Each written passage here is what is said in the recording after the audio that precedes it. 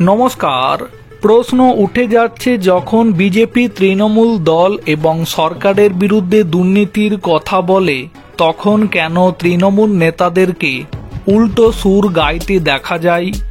কর্মসূচি ছিল ভুয়ো ভোটার খোঁজার, কিন্তু তৃণমূলের ওই বৈঠকে উঠে এলো আবাস প্রকল্পে দুর্নীতির প্রসঙ্গ। জেলায় এই প্রকল্পে যে বেনিয়ম হয়েছে সে কথা কার্যত মেনে নিয়েছেন জেলা পরিষদের সভাধিপতি উত্তম বারিক, আর সেই অনিয়মদের সমস্ত দোষ চাপালেন প্রশাসনের আধিকারিকদের ওপর। বক্তব্য রাখতে গিয়ে উত্তম বারিক কিছু শর্তও দেন। মোবাইলে রেকর্ড করা যাবে না, এই শর্তে উত্তম বারিককে বলতে শোনা যায়, আবাসের তালিকা সমীক্ষা করেছিলেন প্রশাসনের লোকজন।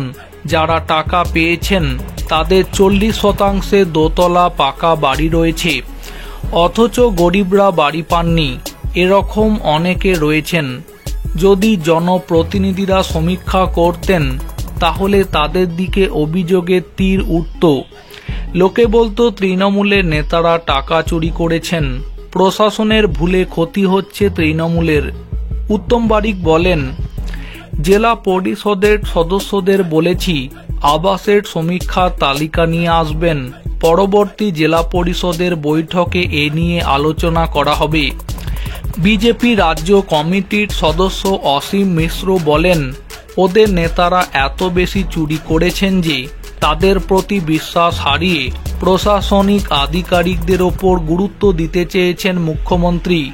আমরা এতদিন যা বলেছি আজ নিজেরাই সেটা স্বীকার করে নিচ্ছে।